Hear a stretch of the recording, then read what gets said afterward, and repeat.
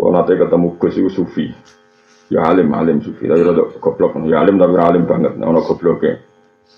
Dia ini orang belum kanjaran Gus gede, jadi alasannya kanjaran Gus gede, mari hati wangkot, mari sombong. Akhirnya kanjaran santri sing melarat-melarat. Bertahun-tahun dia. Kalau saya kan enggak, kanjaran rogen yo gelem, Gus gede yo gelem, mau jelas yo gelem, terus pokoknya terserah takdir pangeran dulu, mana takdir pangeran. Singkat cerita, pernah tanya saya, Gus jenengan wong alim kanjaran wong sugih yo gelem, Gus gede yo gelem, melarat alasannya. Dan aku kanjaran melarat terus. Iku ayam. Tak nyek. Kancaran wong ayu cobane syahwat, nek kancaran wong elek iku cobane ngenyek. Kancaran Gus gedhe cobane hasud, kancaran wong cilik cobane memperbudak. Sak rohku kowe mbek sing nderekno men ngongkon tuku rokok, ngongkon gekno kopi, padha kok Firaun menemukan wong kono. Jadi dunya kabeh coba, nek kancaran wong sak ngisormu iku potensi dosamu memperbudak. Nek kancaran sak dhuwurmu potensine nek arah hasud tomak, ya iku tok pilihane. Nak kancaran podo-podo, podo ra jelas mau ora. Bahayanya kita mencintai satu ilmu, sing kadang nuruti nafsu itu ngene. Kalau Rasulullah kadung wajibno zakat, itu artinya nak iso wong Islam yo duwe sekitar 40 juta. Haji saiki sekitar 36 juta. Mergo al-amru bisya memerintahkan sesuatu itu berarti memerintahkan dengan segala perangkatnya. Jadi kue tak kon tuku sate misalnya atau tak kon tuku opo ning gone Giwangan berarti kamu punya kemampuan jalan ke Giwangan dengan segala perangkatnya. Misalnya pakai sepeda motor. Kalau disuruh haji berarti disuruh memiliki senilai haji. Disuruh zakat berarti disuruh memiliki senilai zakat. Disuruh sholat berarti disuruh wudu, disuruh nutupi aurat, disuruh berpakaian yang suci. Makanya kata Imam Ghazali, semua itu tidak usah berlebihan. Fakta bahwa agama ini menyuruh mampu ya banyak, karena kita disuruh zakat, disuruh haji. Fakta agama ini menyuruh ringannya hisab, ya juga banyak. Sehingga ya dari riwayat Allah ma'ahini miskinan wa amidni miskin. Sehingga kita ini kata Imam Ghazali tidak usah hulak, tidak usah berlebihan. Kita ngomong fikih saja. Maksudnya ngomong fikih ya tadi. Sing wis kadung sugih ya kita bicara zakat, wajib haji. Sing wis kadung melarat, ya kowe iso nambani awakmu dhewe, tambani mbek rido mbek kodok kotor, bos melarat turunan, pokoke walhasil sementing ora disalahno perkara melarat aras-arasan niku wae sing penting napa? Ora krana napa? Aras-arasan. Terus kata Imam Ghazali begini, ditutup gini fatwanya. Sama sih ingat. Jika fatwa itu berdasar masing-masing, maka fatwa itu filoyatil kubhibah. Nget elek, orang terima elek tapi banget elek. Jadi ini penting kalau terangkan, berikut jarang yang terang lo tasawuf dengan fikih. Ya jarang, misalnya gini, api urip nang ngadepi pejabat. Nah cara tasawuf ya duwi, pejabat itu apik ono rine, pemene rapik cara tasawuf.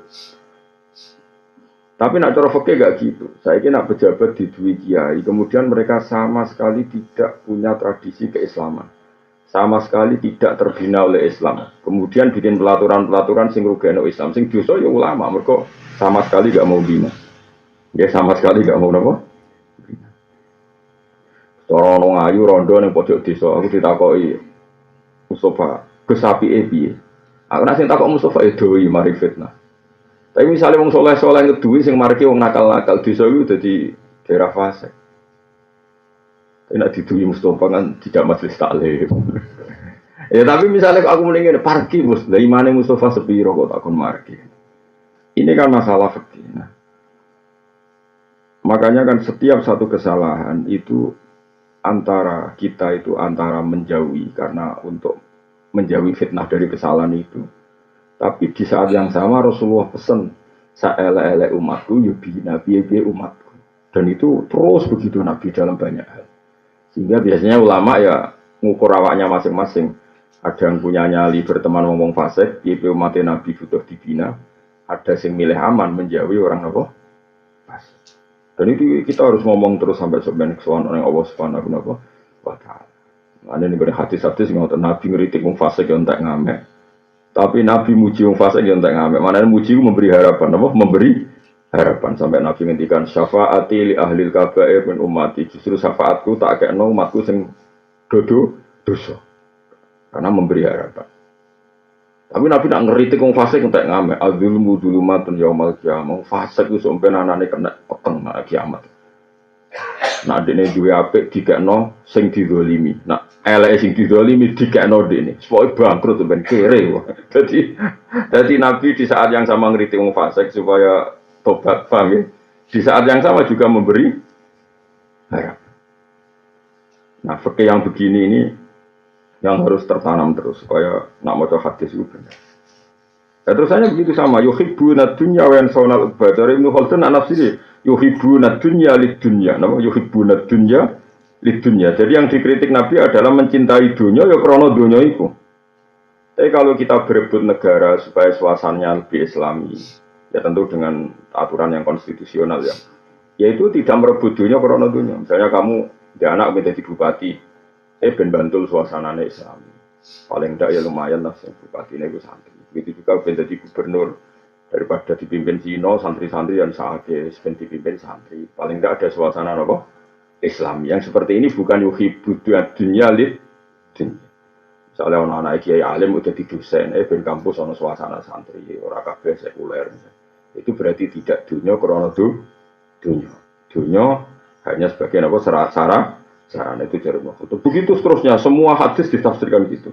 Ketika Allah mengkritik dunia, maka artinya dunia sing nuruti nafsu. Ketika Allah memuji dunia, maknanya dunia sing mahal sujud adalah tempat sujud. Jadi saya ulang lagi, misalnya Allah ngeritik dunia aku mau mata ulhurur, nipu tok. Berarti dunia sing kanggo dunya, sing nuruti nafsu. Tapi Allah nak ngeritik, apa nak muji dunia yang tak ngamek. Dunia aku mazru'atul akhirah, gue tanaman akhirat. Sekarang kita di dunia nanti, di akhirat nanti, semua referensi Allah tentang kita adalah saat kita di dunia. Lebih swarga ya alasannya prestasi kita di dunia. Nanti kita masuk neraka juga karena kesalahan kita di dunia. Berarti dunia ini super penting apa tidak penting? Super penting. Nah, makanya kata Ibnu Khaldun, makanya wong dore iso ngaji do kecangkeman. Jadi kalau kamu mengkritik dunia itu ya ada porsinya, yaitu dunia yang nuruti nafsu. Ya tadi misalnya gue para wong ayu ning pojok desa, nak niate nafsu pasti dikritik Allah. Tapi nak niate merah nafsu, gue jak ngaji, gue bina, ben ora dadi aset kefasikan, ben gak dimanfaatno tiang-tiang napa. Itu tentu akan dimaklumi Allah. Ya, tapi ya dolanan iman itu kan urusan masing-masing. Sebetulnya bisa loh, kan? Sangat bisa. Kalau itu, maksudnya ini mas Tamti ikhtiar itu. Kalau orang mergoniru itu bapak. Misalnya ada orang ayu yang rawan fitnah. Orang cantik ini kan rata-rata punya keluarga. Kamu kan bisa dekati dengan pamannya. Kadang ya rondo dua anak Joko, kadang dua misanan minduan. Dengan cara seperti itu kan nggak ada fitnah. Nafsu ya rapati yo mbak paman. Kemarin mulai beli rono kok dhewean. Lha iku masalahnya kan iku. Sakjane iso dielmoni, Pak. Kowe misalnya tak mosok Gus ro ngono ra seneng iso dielmoni. Mulane cara Kanjeng Nabi pantangane iku layak luwana rajulun bimroatin, sementing ojo dhewe. Lah mari masalah fitnah terus pikiran ngeres kan sluntas-sluntu. Dhewean. Ya jadi iso dielmoni. Yo ya jajal yo ana ngayu, wirono dakwahi ngajak Mas Tri Mustofa. Baru rebutan. Waduh. Jadi ajarnya iso di ilmu ini iso. Makanya gue masuk kenangan saya pada Ibnu Khaldun itu tadi dia. Jadi makanya sekarang banyak orang kacau karena itu. Melihat negara hanya sisi tauhidnya. Jadi pejabat mesti kelakuan ini. Ya repot. Nggak sing tomak melihat negara hanya prospek. Kenal pejabat pernah. Bodoh kacau nih kan. Tidak usah seperti itu. Semua di dunia ini bisa dimanfaatkan sebagai aset akhirat atau jadi prahara untuk akhirat. Terserah kita yang lola. Nah, caranya yang lola gimana? Dengan fikih. Seorang lagi apa? Dengan kalau nanti ketemu Gus itu sufi. Ya alim sufi. Tapi rada goblok. Ya alim tapi alim banget. Ono gobloknya. Dia ini orang belum kanjaran Gus gede. Jadi alasannya Gus kanjaran Gus gede mari hati wangkot, mari sombong. Akhirnya kancanan santri yang melarat-melarat. Bertahun-tahun dia. Kalau saya kan enggak, kancanan rohin ya gelem, bis gede ya gelem, mau jelas ya gelem. Terus pokoknya terserah takdirnya pangeran, gelem ada takdirnya pangeran. Singkat cerita, pernah tanya saya, terus jenengan wong alim kancanan wong suga ya gelem, bis gede ya gelem, melarat gelem. Alasannya apa? Dan aku kancanan melarat terus, ayam. Tak nyek. Kancanan wong ayu cobane syahwat, nah kancanan wong elek iku cobane ngenyek. Kancanan Gus Gede iku cobane hasud, kancanan wong cilik cobane memperbudak. Sak rohku kowe mek sing ndereno men ngongkon tuku rokok, ngongkon gekno kopi, padha kok Firaun ngongkon ngongkon.